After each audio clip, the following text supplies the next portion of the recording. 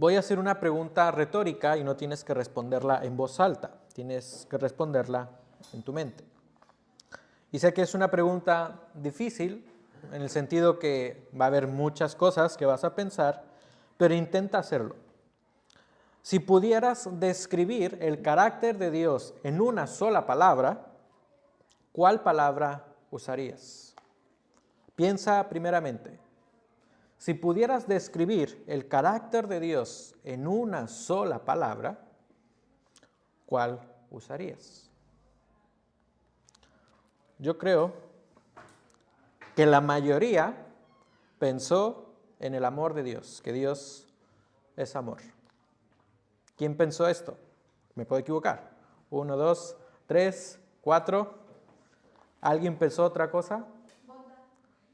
Vale, similar. Misericordia, justo, fiel, grandioso. Todo esto es verdad. Es un examen, básicamente. Quiero conocer lo que pensáis. En el sentido, si prestáis atención, la mayoría ha destacado la bondad, la misericordia y el amor. 2 personas, la justicia, y una persona que Dios es fiel. Yo sé que es difícil resumirlo en una sola palabra porque no es posible. No podemos entender a Dios en su plenitud. Podemos conocer a Dios, pero entender a Dios en su plenitud no es posible. Pero lo que quiero que pensemos y meditemos es que muchas veces nosotros queremos limitar a Dios según nuestra comprensión humana. Y ponemos estereotipos en la persona y en el carácter de Dios. Ahora, otra pregunta. ¿Alguna vez has visto a cierta persona y has pensado inmediatamente en un estereotipo hacia esta persona? Por ejemplo, los jóvenes, antes de tener una relación de noviazgo, muy seguramente tienen un estereotipo hacia la chica o al chico. Si es una chica, pues el chico está pensando, pues ella tiene que cumplir tal o cual cosa, estándares de belleza, etc., por decir cosas al aire. Por ejemplo, también los alumnos, cuando estás en la universidad sobre todo, o en bachillerato, esperan que el profesor ideal sepa saber explicar, que pueda explicar muy bien, pero que a su vez sea un profesor amigable. Esto es un estereotipo. El profesor ideal es alguien que sabe expresar muy bien, explica muy bien, pero es amigable. O por ejemplo, los empleados tienen ciertos estereotipos hacia los jefes. Los empleados esperan que su jefe sea consistente, que lo que diga lo cumpla, pero al mismo tiempo el jefe tiene que ser flexible. En ocasiones pensamos que las personas deben cumplir ciertas características o ciertos estereotipos, pero nos olvidamos que las personas tienen su identidad no en los estereotipos. Tienen su identidad en sí mismas, no en nuestros prejuicios. ¿Por qué digo todo esto? Porque en muchos casos Dios es idealizado. Es decir, las personas tenemos una perspectiva de Dios, ya sea por nuestro trasfondo religioso o por nuestro trasfondo cultural, trasfondo familiar o social. Incluso si tú hablas de Dios en un contexto donde nunca se conoce del verdadero Dios, vamos a suponer en un país hinduista, el concepto de Dios va a ser muy diferente. La persona de Dios ellos lo van a ver muy diferente. Alguien de América Latina tiene un trasfondo mayormente pues, más religioso, es una idea de Dios muy diferente. Y quiero comentar algo que quizás para algunos puede ser un poco preocupante o en el sentido alarmante. Pero es simplemente un ejemplo y no quiero entrar en debates. Hace unas 2 semanas hablé con una persona sobre ciertos países que tienen leyes que para nuestra perspectiva occidental son leyes muy estrictas, sin misericordia. Y exactamente estábamos hablando de países que aprueban la pena de muerte. Ya sabrán cómo fue esta conversación, una conversación muy política. Así que yo le pregunté directamente a este creyente qué opinaba sobre la pena de muerte. ¿Y qué pensáis? No quiero que digas si estás a favor o no, pero mayormente las personas dicen, la pena de muerte, no, eso no es correcto. Esta persona me comentó que no está de acuerdo con la pena de muerte por algo muy importante. Él me dijo textualmente así, porque Jesús no lo permitiría. Y esta respuesta a mí desde luego me sorprendió. Y yo le pregunté algo más. Yo le pregunté, ¿por qué crees que Dios permitió la pena de muerte en el Antiguo Testamento? Esta persona me dijo, no lo sé. La imagen de Dios, la perspectiva de Dios de esta persona era un Dios absolutamente de amor. Y sí, en efecto, Dios es amor. Pero en nuestra limitación humana solo comprendemos cierto carácter de Dios y no lo vemos en su magnitud. Cuando mayormente se trata del Antiguo Testamento, las personas creen que Dios es justo, que es severo y que no tiene misericordia. Y mayormente las personas cuando ven el Nuevo Testamento describen a un Dios amoroso y totalmente compasivo. No sé si alguna vez tú has escuchado esto de creyentes. En el Antiguo Testamento Dios era muy duro, pero en el Nuevo Testamento Dios es amor. Creo que estas dos perspectivas se originaron porque muchos consideran que en el Antiguo Testamento fue un periodo de ley, mientras que en el Nuevo Testamento es un periodo de gracia. ¿Alguna vez has escuchado esto, que hoy es el periodo de gracia? Pues déjame decirte algo. Tanto en el Antiguo y Nuevo Testamento, Dios siempre ha obrado en gracia. Dios siempre ha sido misericordioso. Y de la misma manera, tanto en el Antiguo como en el Nuevo Testamento, Dios siempre es justo. Dios siempre actuará de la misma manera. Nuestra mente lo limita porque no podemos entender a Dios. ¿Por qué estoy haciendo toda esta introducción un poco de batiburrillo en nuestras mentes? Porque cuando nosotros leemos Génesis capítulo 6, podemos frustrarnos o llegar a conclusiones equivocadas de Dios.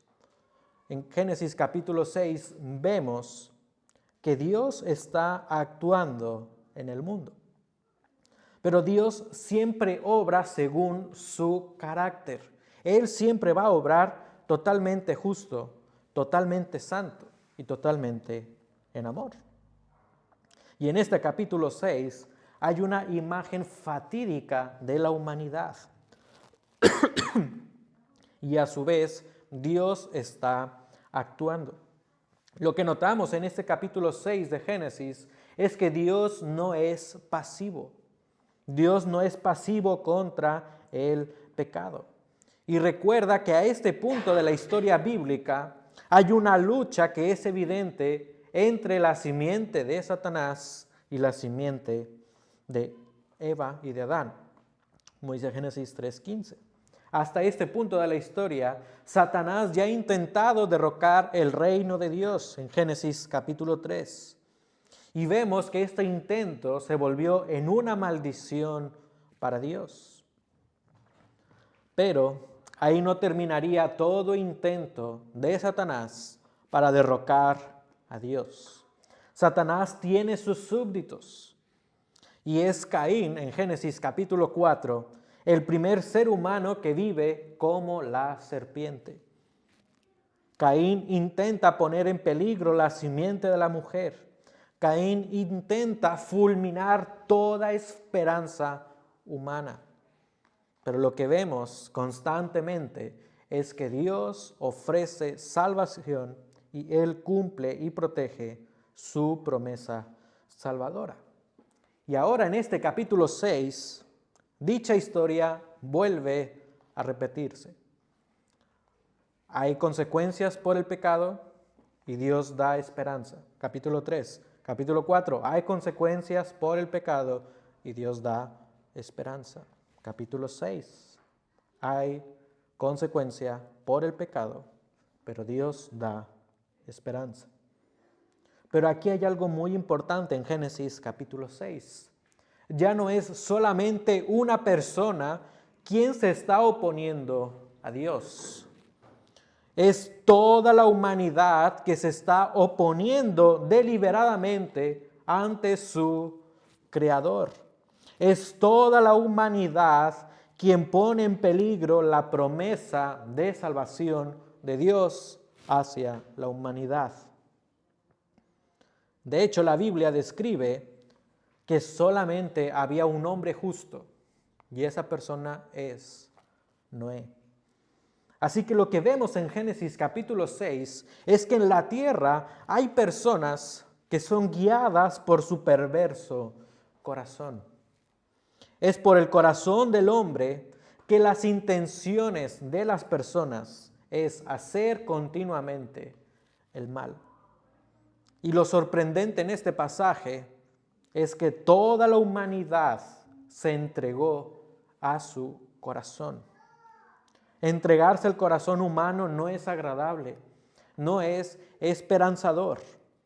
Entregarse al corazón humano conduce a la perdición del alma, conduce a la perdición familiar, conduce a la perdición de la sociedad. Y el mundo miente al decir que hay bondad en tu corazón. Bíblicamente no hay nada de bondad en tu corazón. Pero el mundo dice, tu corazón es bondadoso. Tú eres buena persona. Sigue lo que tu corazón te incita. Pero el corazón está gobernado por el pecado. Y tu corazón no quiere que Dios sea su Señor. Y esta es la imagen fatídica de Génesis capítulo 6. Sin embargo, Dios no es pasivo ante lo que está viendo. Dios está observando cuidadosamente a sus criaturas. Dios no está de brazos cruzados desamparando a sus criaturas. Él quiere hacer algo para remediar la maldad en la tierra. Dios está obrando según su carácter. Y en este pasaje debemos preguntarnos, ¿qué nos dice este pasaje sobre Dios? ¿Qué nos dice este pasaje sobre Dios y su modo de actuar con la raza humana? Y lo primero que vemos en este capítulo 6 es que Dios, ante el pecado, juzga. Ante el pecado, Dios juzga. Es lo que hemos leído hace un momento, pero quiero leer nuevamente, versículos 1 en adelante. Y aconteció que cuando los hombres comenzaron a multiplicarse sobre la faz de la tierra y les nacieron hijas, los hijos de Dios vieron que las hijas de los hombres eran hermosas y tomaron para sí mujeres de entre todas las que les gustaban. Entonces el Señor dijo, no contenderá mi espíritu para siempre con el hombre, porque ciertamente él es carne. Serán pues sus días 120 años. Y había gigantes en la tierra en aquellos días. Y también después, cuando los hijos de Dios se unieron a las hijas de los hombres, y ellas les dieron a luz hijos. Estos son los héroes de la antigüedad, hombres de renombre. Y el Señor vio que era mucha la maldad de los hombres en la tierra, y que toda intención de los pensamientos de su corazón era solo hacer siempre el mal. Y le pesó al Señor haber hecho al hombre en la tierra, y sintió tristeza en su corazón. Y el Señor dijo, borraré de la faz de la tierra al hombre que he creado, desde el hombre hasta el ganado, los reptiles y las aves del cielo, porque me pesa haberlos hecho. Mas Noé halló gracia ante los ojos del Señor. Este pasaje es muy claro. Ante el pecado, Dios juzga. Uno de los capítulos quizás más difíciles de asimilar en toda la Biblia es este. Lo que dice este pasaje puede impresionarnos. Y el texto literalmente dice que Dios se arrepintió. Ahora, como nota, en esta iglesia usamos la versión de la Biblia de las Américas. Quizás tú estás leyendo otra versión de la Biblia y está bien, pero como iglesia usamos la Biblia de las Américas. Y en la Biblia de las Américas, el versículo 6 dice, y le pesó al Señor haber hecho al hombre. Pero literalmente el texto dice, Dios se arrepintió. Eso es lo que literalmente dice. Dios se arrepintió de haber hecho al hombre y sintió tristeza en su corazón. Ahora, ¿cómo podemos entender esto? Desde luego, estas palabras nos causan una gran impresión. ¿Qué es lo que está diciendo este pasaje? Para entender este pasaje, debes comprender el contexto espiritual en los tiempos de Noé. El Señor Jesús en Mateo 24 describió cuál era el contexto espiritual en los tiempos de Noé. Jesús dijo que cuando Él vuelva a la tierra, será como en los tiempos de Noé. Dice Mateo 24, 37, porque como en los días de Noé, así será la venida del Hijo del Hombre. Pues así como en aquellos días antes del diluvio, estaban comiendo y bebiendo, glotones, borrachos, casándose y dándose en matrimonio, poligamia, hasta el día en que entró Noé en el arca. Y no comprendieron hasta que vino el diluvio y se los llevó a todos. Así será la venida del Hijo del Hombre. ¿Cómo se describe el estado espiritual de las personas en el tiempo de Noé? Personas que vivían para sus placeres. Personas que no escucharon la voz de Dios a través de Noé. Así que el tiempo de Noé es un referente a cómo una sociedad crece en una maldad excesiva. También es un referente a cómo serán los días cuando venga nuevamente el Señor. Estas personas vivían cegados espiritualmente. Estas personas vivían para sus placeres sexuales. Era tanta la ceguera espiritual en el tiempo de Noé que el versículo dice que los hijos de Dios se unieron a las hijas de los hombres, según versículo 4. Ahora, hay varias teorías sobre lo que significa este pasaje.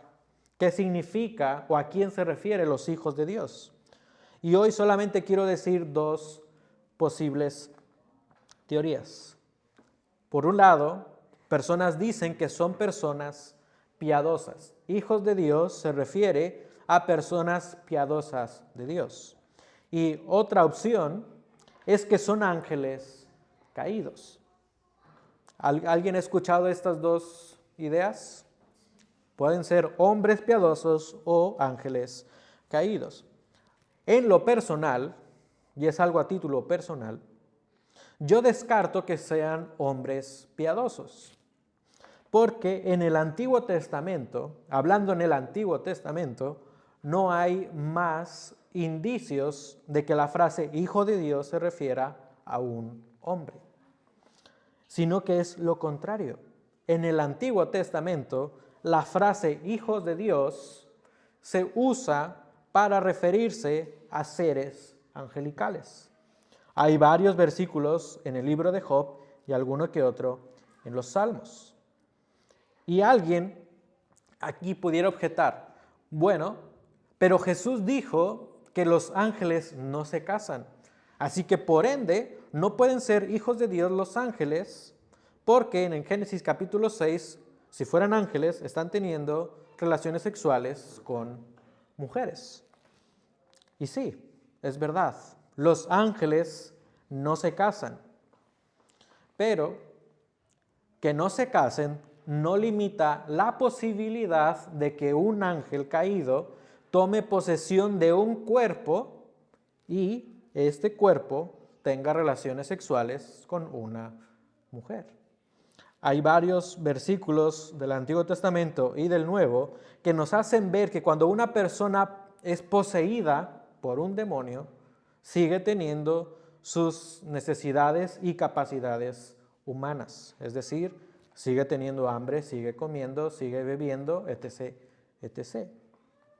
Y aunque no soy dogmático de qué significa si son hijos de Dios como personas o como ángeles, yo creo más que son ángeles caídos por algo muy importante. Si son ángeles caídos que tienen relaciones sexuales poseyendo un cuerpo humano con otra persona, indica y explica mucho más la maldad extrema en el tiempo de Noé. Las personas estaban cegadas totalmente, que no distinguían a las demás personas, estaban cegadas espiritualmente, eran indiferentes ante quienes se acostaban por solamente llenar sus deseos sexuales. Así que para mí, cabe la mayor posibilidad que eran ángeles caídos poseyendo un cuerpo humano, teniendo relaciones con otras personas. Esa unión entre personas poseídas y entre otras personas que no estaban poseídas trajo como consecuencia una nueva raza. El versículo 4. Y había gigantes en la tierra en aquellos días, y también después, cuando los hijos se unieron a las hijas de los hombres, y ellas les dieron a luz hijos. Estos son los héroes de la antigüedad, hombres de renombre. Hubo una raza humana alterada, que a esto se les llama Nefilim. Y estos hombres eran hombres violentos, hombres que se ganaban el renombre de las personas, según el versículo 4. Pero quiero que pienses en esto. Según lo que hemos meditado, Génesis 3, 4, 5 y 6, si hay una raza humana alterada, ¿qué está en peligro? ¿Qué está en peligro si hay una raza humana alterada? Está en peligro la simiente de la mujer. Recuerda que Génesis 3:15 dice que de la simiente de la mujer vendría quien derrocaría a Satanás. Y ese descendiente es un ser humano.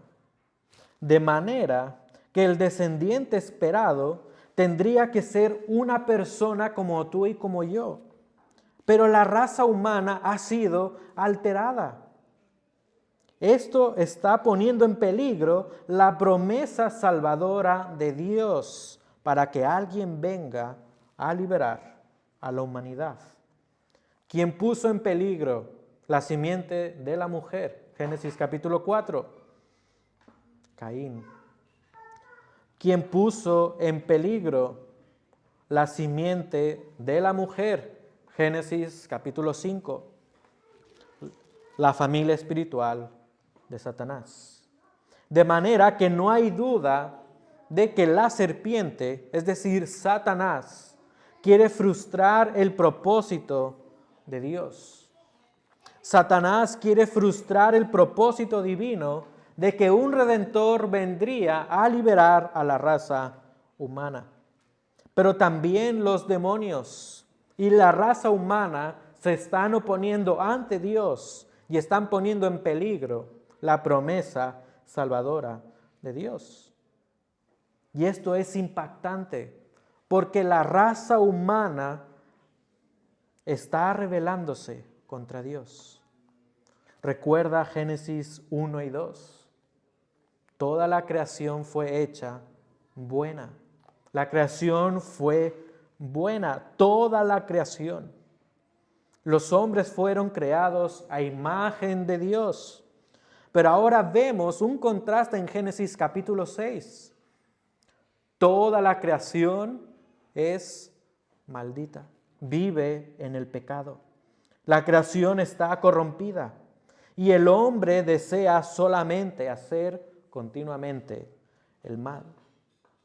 Así que la generación de Noé rechazó a Dios, rechazó la revelación de Dios, el mensaje de Dios. Rechazaron el modelo divino de la procreación. Dios dijo que se unirá el hombre a su mujer y serán una sola carne. Pero en el tiempo de Noé vemos relaciones polígamas. Al mismo tiempo, estas personas fueron violentos. Versículos 11 al 12. La tierra se había corrompido delante de Dios y estaba la tierra llena de violencia.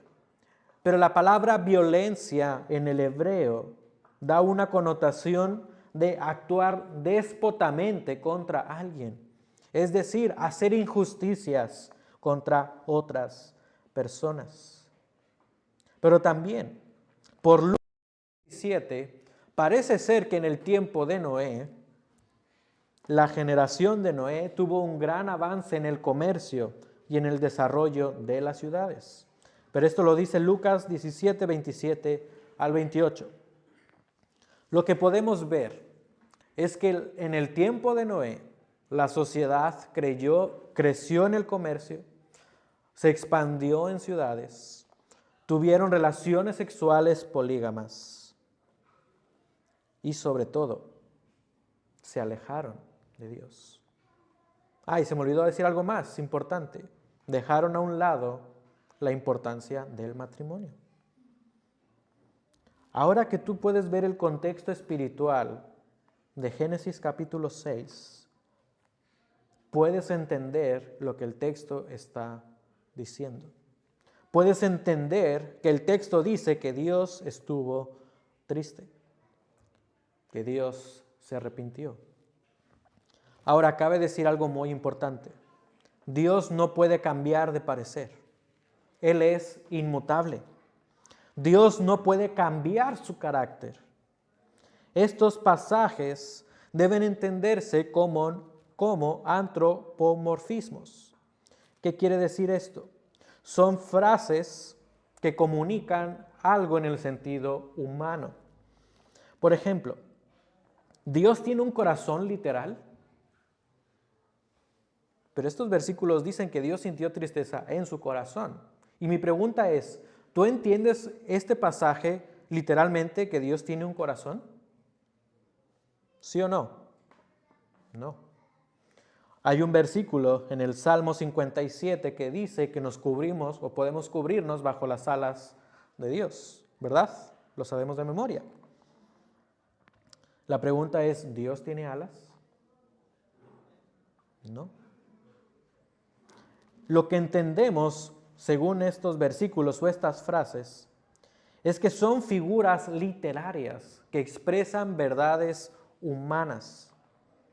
Pero mi pregunta es, cuando lees que Dios te cubre bajo sus alas y no crees que Dios tiene alas, ¿por qué sí crees que Dios se ha arrepentido? ¿Entendéis la pregunta? Si por qué por un lado tú dices Dios no tiene alas y el versículo tú lo memorizas de tal manera y nunca crees que Dios tiene alas, ¿por qué cuando Dios dice que se arrepiente, allí sí pones en duda que Dios se arrepiente? ¿Entendéis ahora la pregunta? Pero debemos entender esto como un antropomorfismo. Es una figura literaria en la cual Dios se comunica a través del lenguaje humano. Esto es muy importante. Dios se comunica a través del lenguaje humano. Sin embargo, en ese lenguaje humano no se espera que Dios sea un humano. En el lenguaje humano que Dios está revelando, no se espera que Dios sea un humano. En términos humanos, Dios se entristeció grandemente al ver la extrema maldad, al ver la corrupción al que llegaron sus criaturas. Pero es en términos humanos. Dios está revelándose de forma humana, lenguaje humano. Las personas se rebelaron contra Él y querían vivir continuamente contra Él. Por esto Dios envía un juicio en el tiempo de Noé. Un juicio como nunca antes se había visto, un diluvio. Dios emitió un juicio y ese juicio era justo porque Dios es justo. Todo lo que hace Dios es justo. Dios no tolera el pecado y Dios lo castiga. En estos versículos podemos ver hasta dónde llegan las personas si se entregan a su malvado corazón. De manera que no te entregues a tu perverso corazón. Tu corazón te llevará a la perdición de tu alma. Tu corazón te llevará a la basura del pecado. Y ante el pecado Dios juzga. Pero Dios no desampara a sus criaturas. La pregunta ahora es, ¿Dios abandonó a la civilización de Noé? ¿Dios abandonó toda esperanza hacia las personas en el tiempo de Noé? No. El texto nos dice que Dios es justo, pero que a su vez fue paciente. El texto nos dice, no contenderá mi espíritu para siempre con el hombre, porque ciertamente él es carne. Serán pues sus días 120 años. Dios está dando aún más oportunidades, 120 años, para que la generación de Noé pueda conocerle, pueda arrepentirse. De manera que Dios estaba dando una oportunidad. En su justicia, Dios provee salvación. Dios es 100% justo y 100% misericordioso. De manera que en el juicio, Dios provee salvación. Estos versículos nos dicen cómo puedes librarte de tu perverso corazón. La única manera en la que tú puedes librarte de tu corazón es a través de Dios. Y la respuesta esperada al escuchar lo perverso que eres y lo grandioso que es nuestro Creador, sería que todos dejaran su pecado y que todos se entregaran totalmente ante el Dios santo y misericordioso. Sería lo más esperado. Pero como veremos en las próximas semanas, no siempre es así. A pesar de que personas escuchan la verdad de Dios, prefieren vivir en el pecado. Y quiero preguntarte esto. ¿Tú quieres hacer caso omiso a Dios y entregarte a tu corazón? ¿Tú quieres dejar a un lado al Señor y vivir según tus placeres? Adelante. ¿Quieres hacerlo? Hazlo. Pero algún día tú te vas a arrodillar ante el juez soberano. Algún día estarás de rodillas y verás que Él es real y que Él sí te dio esperanza. Pero cuando llegue ese día, tú ya no tendrás esperanza. Tuviste oportunidad aquí en vida. La Biblia declara que hay un juicio por el pecado. Ese juicio es esperanza para todo aquel que cree en Dios y que se arrepiente. Porque Dios ya no juzgará tu pecado en tu persona. Sin embargo, ese juicio es terror, es temor para los que no creen y no se arrepintieron. Así que quieres seguir viviendo según tu malvado corazón, hazlo. ¿Quieres hacerlo? Hazlo. Pero Dios juzgará tu pecado. ¿Qué más nos dice este pasaje sobre Dios? Aún en el pecado, Dios salva. Los versículos 13 al 22 son enfáticos en la salvación que Dios está ofreciendo a través del juicio. Vemos que Dios dice, voy a enviar un diluvio como nunca antes ha sucedido. ¿Pero Dios abandonó a la creación? No, Él está dando esperanza. Él está decretando el juicio y al mismo tiempo esperanza. Dios no tolera el pecado. no lo aprueba. Dios condena el pecado. El pecado es tan grave para Dios. Y nota cómo el pecado afecta a las personas. Versículo 5, el pecado está impregnado en el corazón humano. Y nota el contraste en el versículo 6. Versículo 5, el pecado en el corazón humano. Versículo 6, el corazón de Dios. Dios sintió tristeza en su corazón. Mira el lenguaje de contraste. El corazón humano, pervertido, corrompido. El corazón de Dios, justo, misericordioso, da esperanza. Es decir, mientras que el pecado abunda en la humanidad, Dios es sensible al ver los efectos del pecado entre sus criaturas. Dios es misericordioso y a su vez es justo. Es notorio que Dios está proveyendo salvación a través de una persona. Versículos 9 en adelante. Estas son las generaciones de Noé. Noé era un hombre justo, perfecto entre sus contemporáneos. Noé andaba con Dios. Dios está proveyendo salvación a través de una persona. El Nuevo Testamento nos dice que Noé fue un predicador de justicia. A pesar de la maldad del mundo, hubo una persona que tuvo comunión con Dios. Noé era justo, era íntegro. Pero nota que su rectitud no sería la salvación de la humanidad. Dios obró en Noé, pero Noé no daría la salvación en su persona. Noé en sí mismo no salvaría a las personas.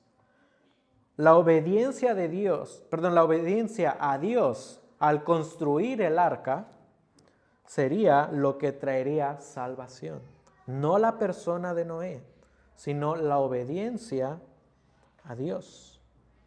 Dios está usando un método muy específico para proveer salvación. Ese método es a través de una persona que es un mensajero. Si Noé no obedece, no hay manera de que la humanidad se salve. Si Noé es desobediente, no hay manera de que la humanidad se salve del diluvio. ¿Y cómo es que cayó tanta responsabilidad en Noé? Por su caminar con Dios. Noé tenía una comunión íntima con Dios que sin dudar él obedecería. De hecho, así concluye el capítulo. Noé hizo conforme a todo lo que Dios le había mandado. Y nota que el versículo es enfático en todo lo que Dios le había mandado. Pero quiero que notes algo más importante. Noé en sí mismo no da la salvación, no provee la salvación, pero nota que la obediencia de Noé estaba limitada, o por la obediencia de Noé a construir el arca, la salvación estaba limitada solamente a resguardar a las personas del agua. Nuevamente lo digo, Noé al obedecer salvaría a las personas, pero esa salvación estaría limitada a resguardar a las personas del agua. Nota que Noé tiene que obedecer a Dios. Dios le da ciertas instrucciones del versículo 13 en adelante. Ya lo hemos leído hace unos minutos. Noé tiene que obedecer a detalle. Noé tiene que construir un arca con una sola puerta y con una sola ventana. Ahora quiero que pensemos en esto. Si lo que está construyendo Noé es un medio marítimo, un medio de transporte marítimo, ¿acaso no hay algunos elementos fundamentales omitidos? Si es un medio de transporte marítimo, ¿acaso no falta algo? ¿Qué falta según el versículo. Si es un medio de transporte marítimo, algo falta. ¿Qué falta? Bueno, motor no había. Remos, muy bien. Por lo menos otra cosa más. Timón y velas también. No pensé en las velas, pero por lo menos dos. Timón y los remos. No se menciona que haya un timón. Incluso hay una sola puerta, hay una sola compuerta.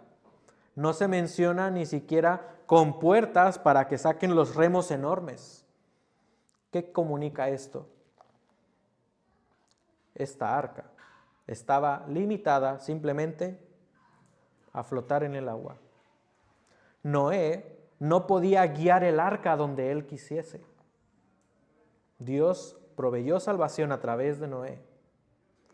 Pero la salvación que Noé provee no es a través de su persona. Y la salvación que él provee está limitada a flotar en el agua. Así que hay una conclusión muy simple en este pasaje. Dios, siendo justo, cumple su promesa salvadora a pesar de la multiplicación de la maldad en el mundo.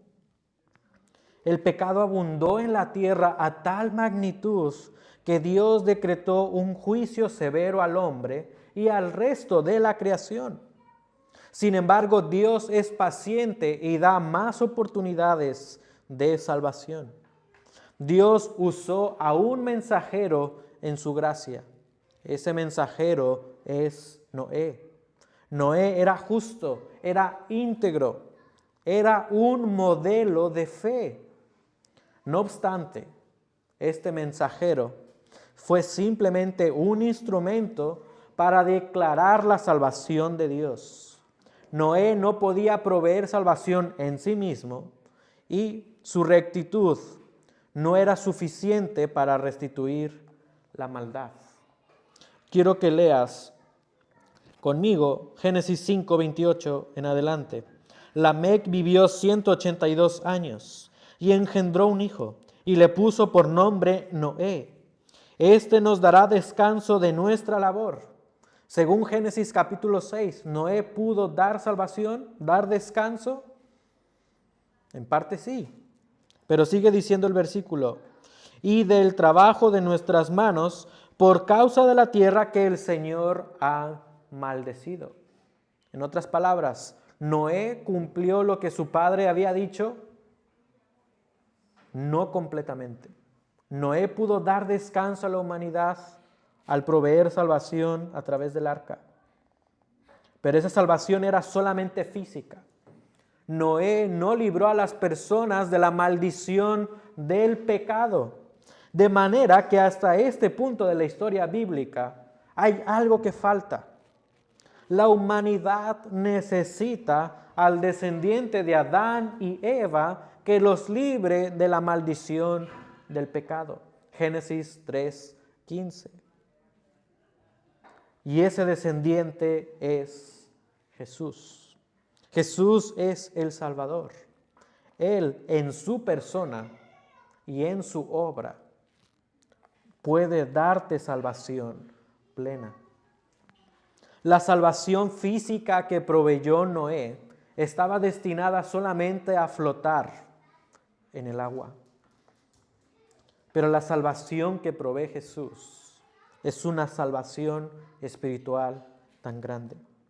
Jesús tiene autoridad para salvar y para restaurar a las personas. Jesús no simplemente te libra de la maldición del pecado. Jesús te da una nueva identidad. Jesús te da una nueva vida. Y Jesús te da un nuevo corazón capaz de agradar a Dios. Y ese corazón solamente se deleitará en Dios tu Salvador. Así que Noé proveyó una salvación física que estaba limitada a flotar en el mar. Pero Jesús es el descendiente esperado que te salva de tu pecado y te restaura, te da una nueva vida. Y hoy Dios te habla a través del mensajero Jesús. A pesar de la maldad en el mundo, Dios sigue hablando a través de su mensajero. Y para nosotros es Jesús. Jesús vino a este mundo. Jesús proclamó la salvación de Dios. Jesús cumplió la perfecta voluntad del Padre. Jesús murió en la cruz tomando tu lugar. Ante Dios tú eres un pecador. Ante Dios tú merecías morir en esa cruz. Y por ser pecado, Dios juzga tu pecado. Por ser pecador, Dios juzga tu pecado.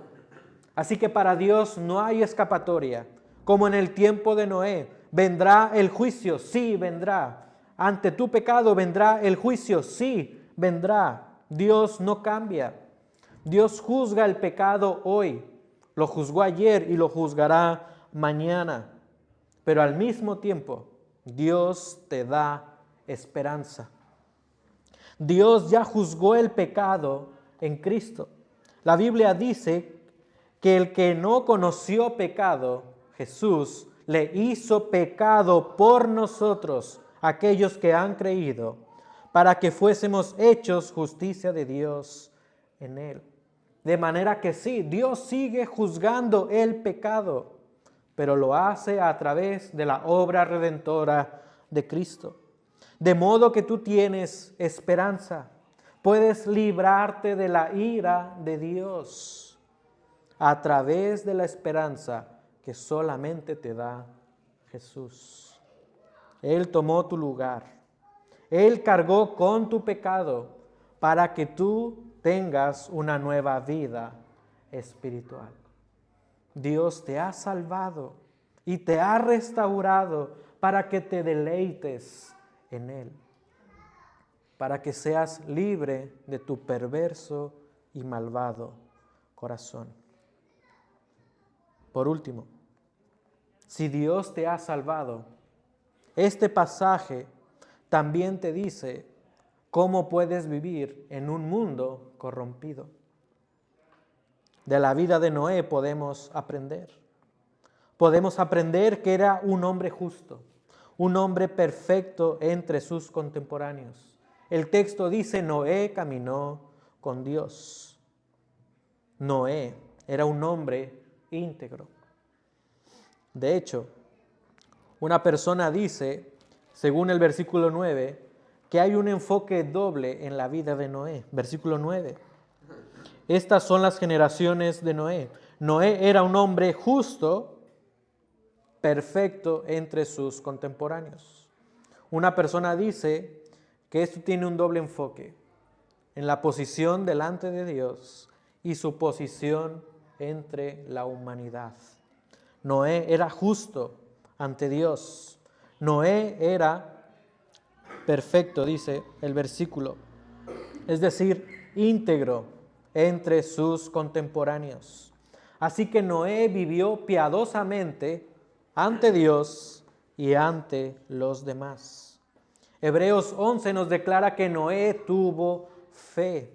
A pesar de la maldad, hay posibilidad de que las personas vivan con fe dependiente en su Creador.